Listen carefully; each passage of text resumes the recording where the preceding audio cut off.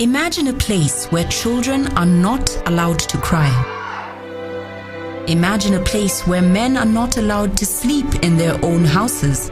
Imagine a place where women are forcibly assigned husbands. Imagine a place where mothers are forced to watch as their 12-year-old daughters are raped.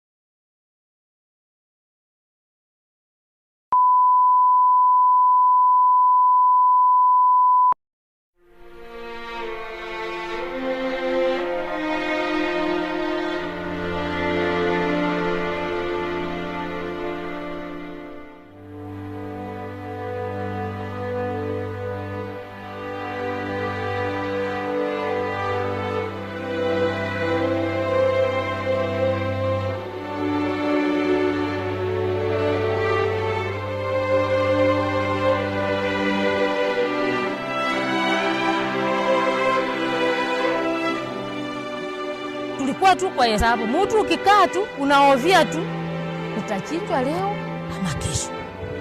Yaani maisha tulikuwa tumewachia Mungu. Imagine a place where children are not allowed to cry. Imagine a place where men are not allowed to sleep in their own houses. Wazee walikuwa wamefukuzwa, ilikuwa imefika mahali wanasema mzee hawezi lala kwa nyumba. Wapike kati nje. Sisi hatuwezi lala msituni na nyinyi mnalala kwa nyumba. Imagine a place where women are forcibly assigned husbands. Kwa upande wangu sijaripiwa, bali nilipewa tu Bwana. Nilipewa, lakini sikuripiwa. Imagine a place where people who talk too much have their lips sealed with a padlock. A place where those who defy orders have their ears cut off. Imagine a place where mothers are forced to watch as their 12-year-old daughters are raped. Sasa mwenye alikuwa kwa mlanga amesimama tu hivi mguu na mtoto akataka kupitia kwa miguu yake ila atoroke. Na mimi wamenisimamisha pale nje. Huyo vile mtoto anaingiza tu kichwa hivi akafinya hivi. Na mtoto anaanguka chini. Kuanguka chini na mmoja akasema haya. Kasi ile iko. Toa huyo mtoto amevaa suruali toeni yeye. Ati ni msichana. Mwingine akampapasa tu akasema ndio. Ati haya ansie kasi. Imagine a place where every Wednesday women are rounded up and taken to the forest to be raped. A place where death can come in the twinkling of an eye. Nikaona kisu. Alafu wakamaliza kuchinja kumaliza. Wakichinja mtu alikuwa analamba damu. Yet this is no place in the imagination. Until 10th March 2008, this place was Mount Elgon district. A place in the grip of such terror that even animals were not spared.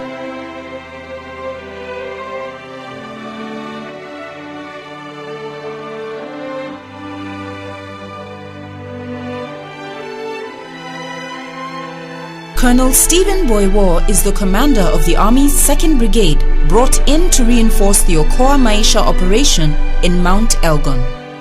Actually, what you are seeing behind me was a big shopping center. There were shops on both sides of the road. Right now, you cannot see even a single one. I think there are only 2 remaining walls of what used to be shops here. Completely, it was flattened. And they banned everything. And it is not only this shopping center, several others. The path to Kubura Primary School is overgrown with grass from lack of use. The buildings have been plundered. The desks are stacked like firewood. Inside the staff room, new textbooks lie strewn all over the floor. unpleasant history has been erased. It is one of 17 schools closed in the wake of violence in Mount Elgon. Mount Elgon has not always been a place of conflict. Hemmed in by Trans Nzoia district to the east, Bungoma district to the south, and Uganda to the west, Mount Elgon district has fertile volcanic soil and a steady rainfall pattern that supports maize and vegetable farming. Its population of 150,000 people is managed through 4 administrative divisions: Cheptais, Kopsiro, Kapsokwonyi, and Kaptama.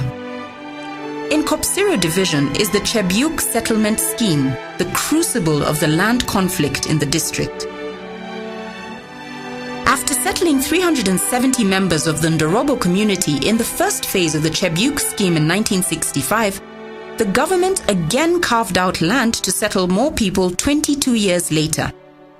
In the third phase of the scheme, 7,000 people who had been allowed to live on government land without title were shortlisted for allocation, but there were only 1,732 plots, each measuring 2.5 acres. One man who had illegally allocated himself 200 acres of government land refused to take part in the vetting designed to establish deserving cases. Wycliffe Matwakei Kirui Komon, on rejection of the vetting exercise, drew a band of young men around him and, with the support of a Sabaot cultural leader known as a Laibon, formed a gang that would become the self-styled Sabaot Land Defense Force. Na sisi pia tumeamua tuuze ng'ombe zetu, sisi na tununue magari zetu. They began evicting those who had been allocated land in Chebyuk Phase 3. Initially, the militia received the reluctant or forced support of the community, as Beatrice Chemengo, a businesswoman and farmer in Cheptais division, recalls. Eneo mwanzo walikuwa wanatetea mashamba, lakini wakafika mahali wakakosa mwelekeo, wakaachana na mambo ya mashamba na wakaanza mambo ya unyang'anyi, mambo ya uuaji, mpaka hata tukashindwa sasa hii ni kutetea shamba ama ni wizi na uuaji. Kwa sababu walifika mahali kabisa sasa wakaingilia bibi na bwana wakigombana kwa nyumba, hao ndio wanafanya hiyo kesi. Jirani mkisumbuana kwa mpaka wa shamba, sasa ni hao. Men were forcibly recruited into the militia. Kelvin Jeffrey Chepkurui, Fred Jumba alias Mwala, Raphael Ndiema Chemia were all forcibly conscripted into the militia. Many others were kidnapped and conscripted into Matwakei's rapidly growing gang of unwilling but terrified soldiers. Slowly, an oppressive air began to descend on the entire district as Matwakei tightened his grip on the force. The men are believed to have taken an oath administered by the Laibon. I think all things must have taken place. But I did not see it. But I want to say it must have, because when you look at what some people were doing, Like what? You just, because somebody who's just all right, all of a sudden becomes almost like a lion one.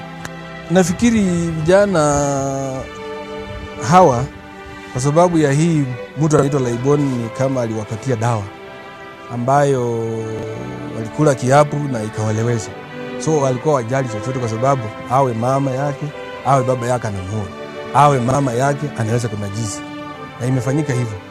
Kwa sababu mtu anakuwa wild, hata huwezi cheza na yeye. Anakuwa wild.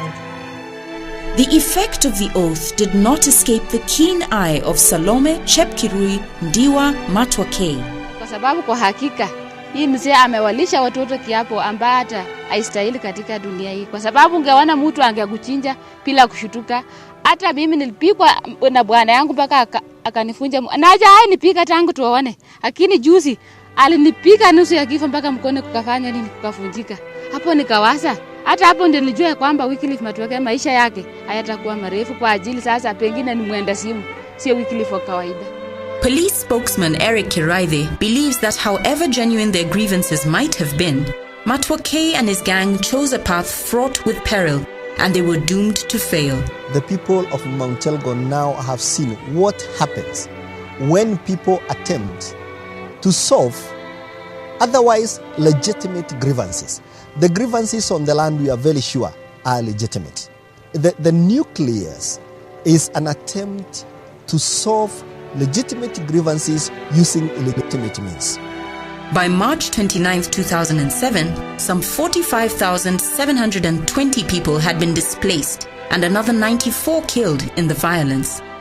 Residents of the 3 locations had been turned from proud farmers and workers into exiles who depended on relief food, not knowing what daybreak or nightfall would bring.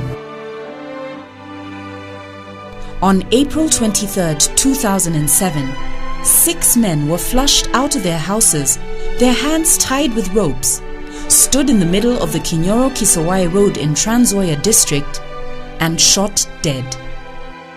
12 days later, another 9 people who had fled Mount Elgon were shot dead in Matisi in neighboring Trans Nzoia district. Matwake's group hunted them down. After taking the oath, no one was allowed to quit the force. A special team of police officers was sent to the area, but the residents had already been terrified into silence.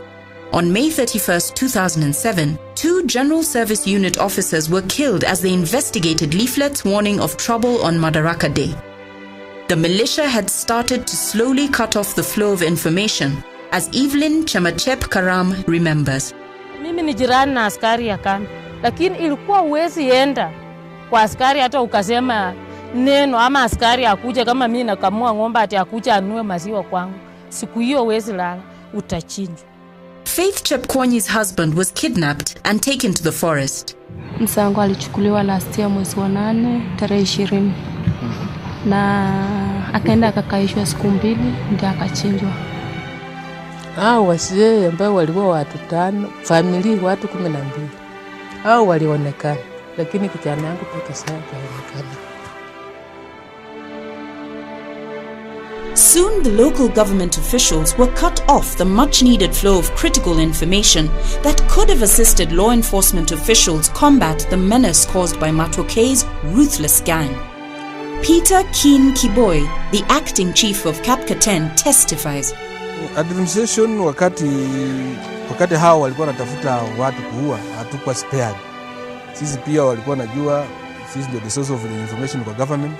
Wakaona kwamba hata sisi pia tutimuliwe, sababu tulitishwa wengi kabisa. Hata mpaka sasa chiefs wengi bado wana reside from outside the locations, kwa sababu pia walitishwa na wakaambiwa hatutaki watu wa serikali hapa. Kiboy was present when the chief of Kapkaten location was killed on October 26, 2007. So ikaonekana chief amekufa.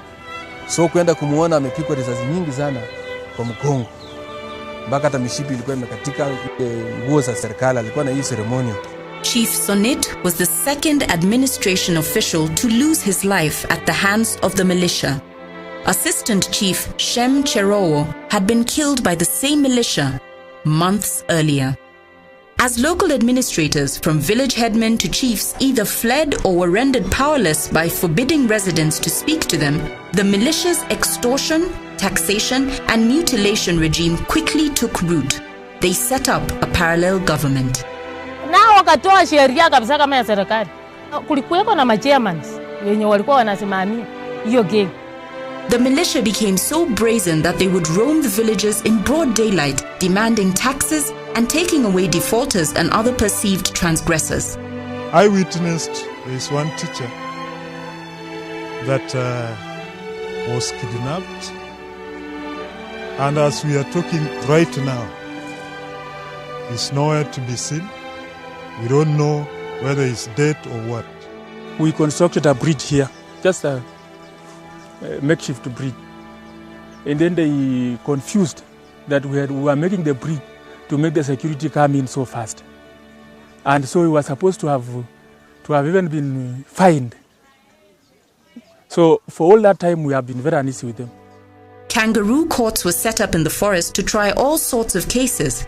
They gave their verdicts. Now Beatrice Chemengo gives hers. So unajua anayetoa uamuzi wa huko si justice mwenye amesomea sheria. So nana ilikuwa ni unyama. Ni dhuluma kabisa. Irene Kaboy's ear was cut off by her own nephew. Alice Chemos Yongok also lost her ear. Alafu mwingine akasema usijinji chinja masikio. Benjamin Niuno Tachoni too knew the experience firsthand. Na alikata kwa sababu nilikataa kutoa ile registration fee, yani ile pesa walikuwa wanahitaji ya shilingi 200.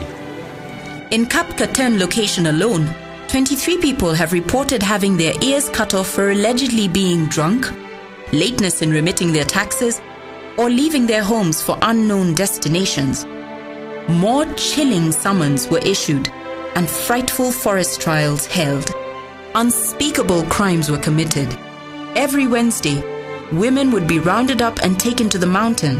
Some never returned. The survivors deserve privacy and protection. Faith Chepkwonyi spotlights the horror of what used to happen. Hata chief hakuwa na say, assistant chief hakuwa na say. Sasa kitu kilioko walikuwa tu wanakuja, ikiwa ni mimi sasa mimi nimekupenda na kuambia tu leo na ni hapo. Hata saa zingine hawakuwa wanaenda na wengine huko juu, kwa sababu wale walikuwa wanaenda huko juu maybe kama walikuwa wanarepiwa na kuchinjwa, hawakuwa wanarudi. Lakini sasa kuna wale walikuwa wanafanyika tu vituko kama hivyo, lakini wakiwa tuko maboma zao. Jane, whose identity has been altered in this documentary, was attacked, robbed, threatened with rape, and ultimately forced to watch helplessly as her 12-year-old was defiled by the militia. Nikanyamaza nikasema simunisamee jameni, ati toa nguo na ulale chini. Alafu mmoja akasema usiende Cheptais. Ukienda Cheptais tutakufuata. Hospitali ya Cheptais tutakufuata na ujue hiyo siku wewe tutakuchinja.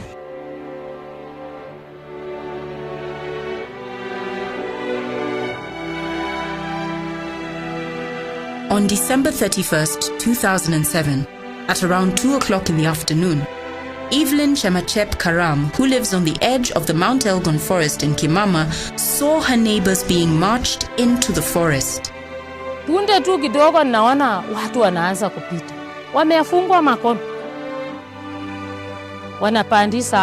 Wanapandisa. Ingawaje uoga ilinifanya. Bila niliona huyo mzee Jackson Mafura. Ni rika ya baba yangu, alikuwa ananipenda sana. Nikashutuka. Na mama ya kwake, na kijana yake, na wanawake ya Tawaya, na bibi ya kijana yake ya huyo mzee. Nikashutuka sana. Si kuhesabu walikuwa wangapi. Lakini kesho yake mimi nasikia hao watu wote walichinja. Na wenye walikuwa wanajidai ni wale watu walichinja hao watu. Vijana wenye walichinja hao watu. This 16-year-old girl, Nasimiu, was in the group that was frog-marched into the forest. With a lost gaze in her eyes, she recalls what she saw. Ilikuwa wamechimba kila mtu shimo lake. So shangazi yangu wakaanza kumpanga na mama yangu mwingine na ndugu ya baba mwenye alioa shangazi yangu. Wakaanza kuchipanga kwa hiyo shimo. Wakasema wewe msichana weka hapa ukingoja huyo mama. Alafu mimi nikakaa wakachinja wakamaliza. Kichinja mtu alikuwa analamba damu. Dickson Simiu Wanyonyi had watched his relatives killed. Sasa nikiwa nikiangalia wenzangu, babu, ndugu zangu, baba yangu wadogo wamekufa.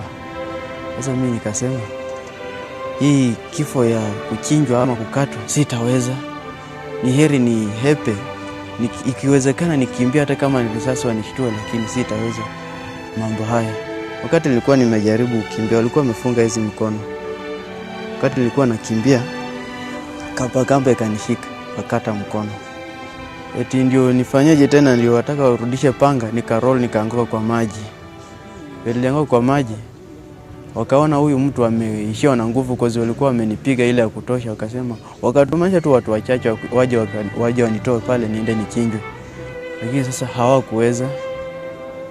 Kidogo nikajikaza tu na mkono mmoja huu ukiwa hivi, nikashika kamba ngambo hivi. Nikavukia hiyo kamba. Kufika ngambo nikafuata tu forest. As he fled, fate intervened for those left behind. The survivors recount of an order issued by an unknown person that enough people had been killed and the remaining 2 members of the family should be spared. As Matwake's force grew in size, so did its ruthlessness and brutality. Everybody was being watched, as the militia had established cells all over the areas they controlled. Francis Maiwa Nakhtar had been forcibly appointed chairman of his village. Baadaye wakaniambia nichinje watu masikio ya kukunywa pombe, ati nipatie vijana wachinje. Ndio mimi nikakataa maneno. Sasa ninaweza chinjaje mtu? For his conscientiousness, he received a chilling letter. Then he was summoned to the court in the forest. Basi nikaulizwa hiyo maswali. Kila swali na kiboko 30.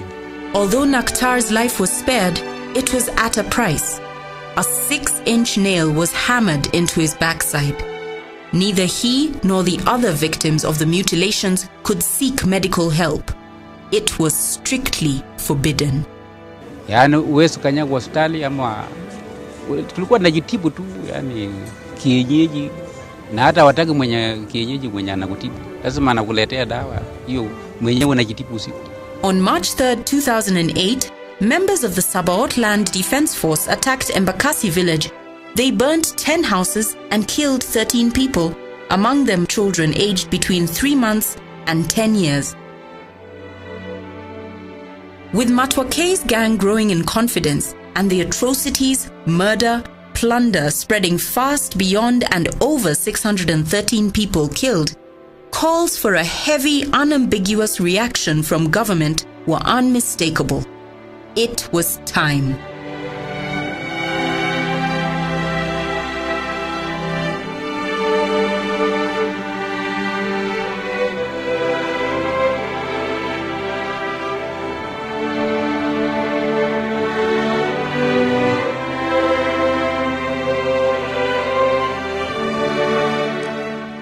The Commissioner of Police is the principal internal security agent, to speak. But he has all these resources through the proper government procedures to gain recourse, to ask for assistance from the military, to ask for enforcement. On March 10, 2008, a joint operation force comprising the Army, the General Service Unit, and the Administration Police arrived in Mount Elgon, a forested terrain with shocking logistical challenges. Colonel Stephen Boywa, 2nd Brigade Commander, led the Army's reinforcement for the operation. Our first targets were the caves. There was a cave in the forest. We knew they were training, and a training camp called Kamasat and Cheburbur Cave. Those are our first targets. The operation has had its challenges. Colonel Boywa candidly acknowledges some of them. They got wind that we were coming. And so where we expected to find them, we never found them. They had moved deeper into the forest. And those in the villages have moved to adjacent villages. Although fear had ruled the lives of the residents for a long time, the joint force is fast winning public confidence. I would say terror. The repercussions or what they used to do to those people they suspect were giving away information was, I can say, terrible. They killed, they chopped ears, they tortured, and they even raped. They do all sorts of things you cannot believe. That turnaround is what has yielded results in such a short time. That's why in the first 3 days, we only managed to arrest 72. But the 4th day, we did a cordon and search around Cheptais. And we rounded up 710 male adults. And at the end of the day, we were able to single out 104 S.D.F suspects. In spite of the initial success, 40 days later, the gang leaders stay a step ahead of the military operation. Tracking Matwake's gang through the caves and forested mountain is proving to be no easy task.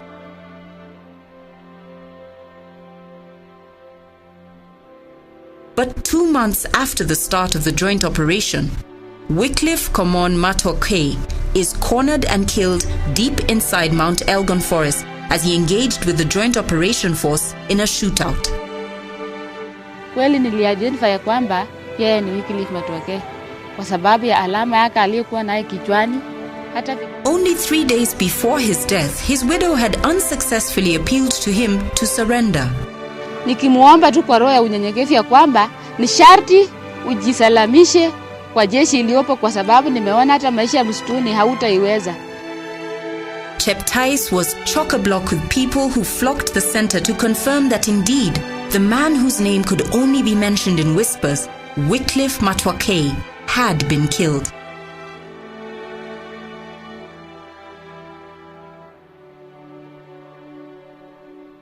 As members of the militia continue to turn themselves in, the police are clear about the task ahead.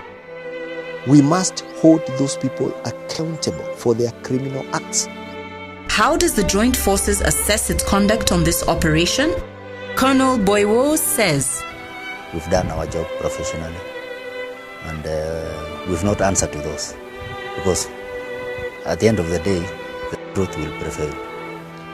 We have the code of conduct, we have international practice which guides the conduct of operations like these ones. And we know that we are within the international standards of dealing with a situation similar to ours. If you took time off to study similar situations elsewhere in the world, you will know that we are actually very lenient. This operation has been very lenient, but also it has been so well planned that so far the military, the security forces have not suffered any casualties. For the armed forces, the lessons from this operation are being put to immediate use. If we improve on our security along the border, and especially now that we've decided to put up a military base here in Mount Elgon, we will use that to train in Mount Elgon Forest. And I believe once we utilize the forest for training, nobody will have the freedom of utilizing that forest again. A lush green is beginning to wash over the blood that has been spilt on Mount Elgon in the past 2 years. The farms are coming alive again, and the people, once banned from seeking medical attention, are trooping to the health centers again. Gina.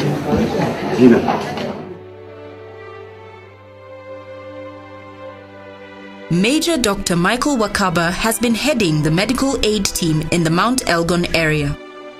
I have a team of 63 people headed by a surgeon who runs the theater at our base camp located at Marakisi. The diseases differ among the various people. For example, women, we were treating a lot of venereal diseases, some aspects of crimes of rape which were untreated for months, gonorrhea, syphilis, all those kind of venereal diseases. Besides restoring security and health, the military has also embarked on several missions of mercy.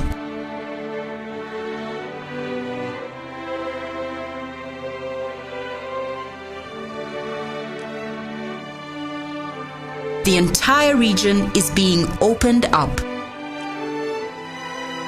The residents are fulsome in their praise. Hata saa hii mtu ukikaa, hata ukilala mlango wazi utalala mpaka ipambasuke kwa sababu tunaona serikali hii. Saa hii sasa ndio tunaona raha sasa na mwanamke yako. Naongea sasa kama kawaida sasa. Tuko safi. Hata watu wameanza kurudi kwa poma kwa sababu watu walikuwa wametoroka kwa eri. Hawa wanajeshi tangu waingie, huwa wanalenga mtu mwenye wanataka. Mtu kama hauna makosa hawashughuliki na wewe.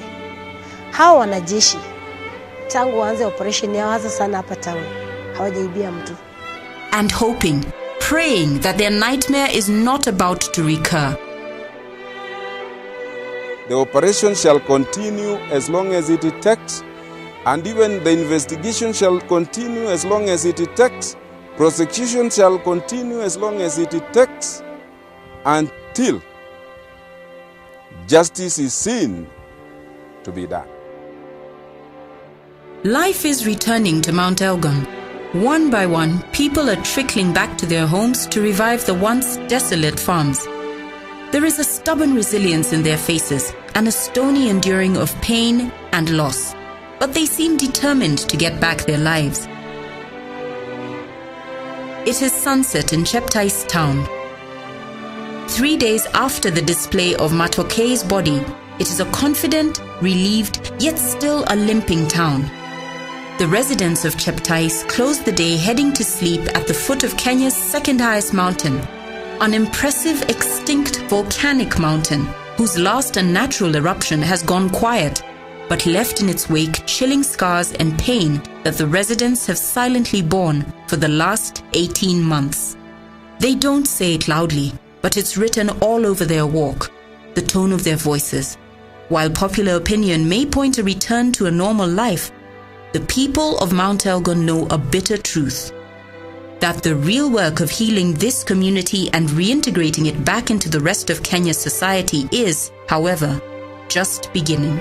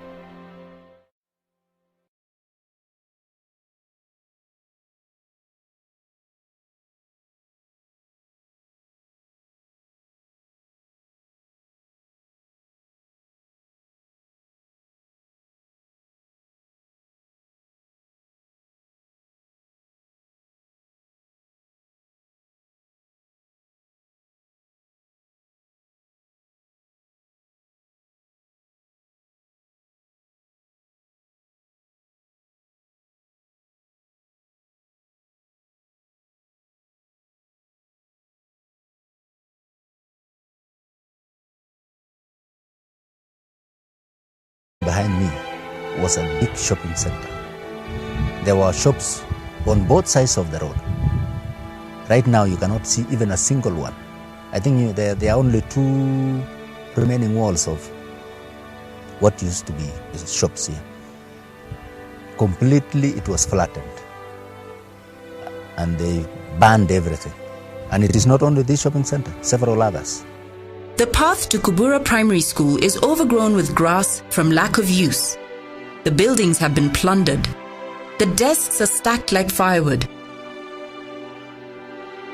Inside the staff room, new textbooks lie strewn all over the floor. Unpleasant history has been erased. It is one of 17 schools closed in the wake of violence in Mount Elgon. Mount Elgon has not always been a place of conflict. Hemmed in by Trans Nzoia district to the east, Bungoma district to the south, and Uganda to the west, Mount Elgon district has fertile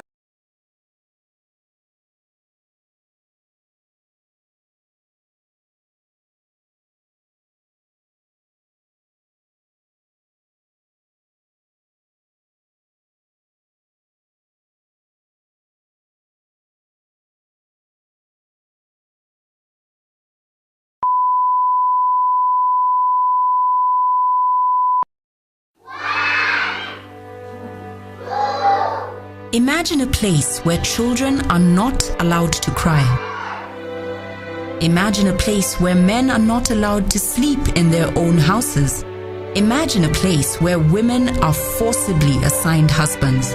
Imagine a place where mothers are forced to watch as their 12-year-old daughters are raped.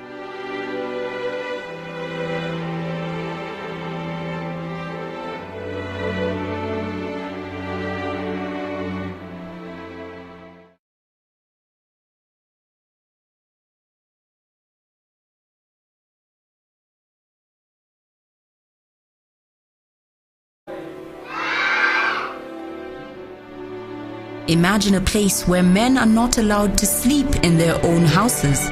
Wazee walikuwa wamefukuzwa, ilikuwa imefika mahali wanasema mzee hawezi lala kwa nyumba, wapike kati nje. Sisi hatuwezi lala msituni na nyinyi mnalala kwa nyumba. Imagine a place where women are forcibly assigned husbands. Kwa upande wangu sijaripiwa, bali nilipewa tu bwana. Nilipewa, lakini sikuripiwa. Imagine a place where people who talk too much have their lips sealed with a padlock. A place where those who defy orders have their ears cut off. Imagine a place where mothers are forced to watch as their 12-year-old daughters are raped. Sasa mwenye alikuwa kwa mlanga amesimama tu hivi mguu na mtoto akataka kupitia kwa miguu yake ila atoroke. Na mimi wamenisimamisha pale nje. Huyo vile mtoto anaingiza tu kichwa hivi akafinya hivi. Na mtoto anaanguka chini. Kuanguka chini na mmoja akasema haya. Kasi ile iko.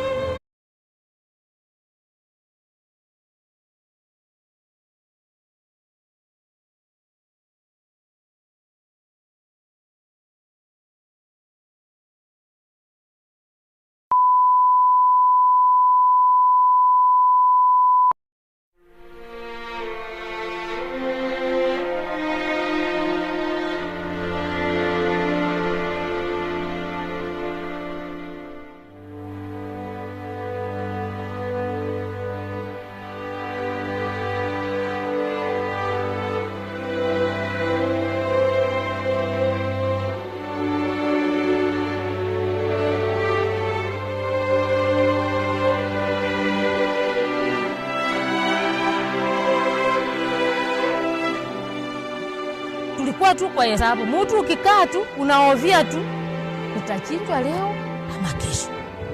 Yaani maisha tulikuwa tumewaachia Mungu.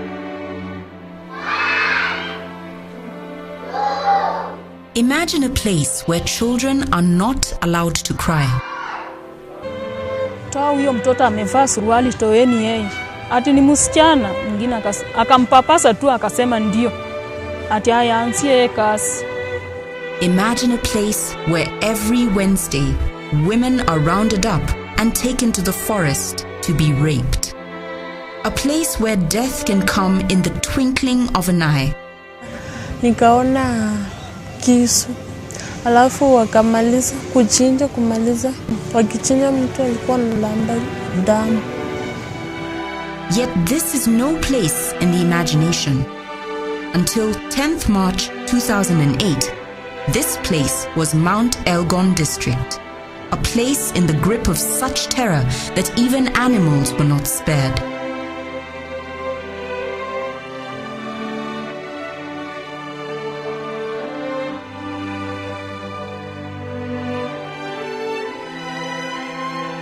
Colonel Stephen Boywa is the commander of the Army's 2nd Brigade, brought in to reinforce the Okoa Maisha operation in Mount Elgon. Actually, what you are seeing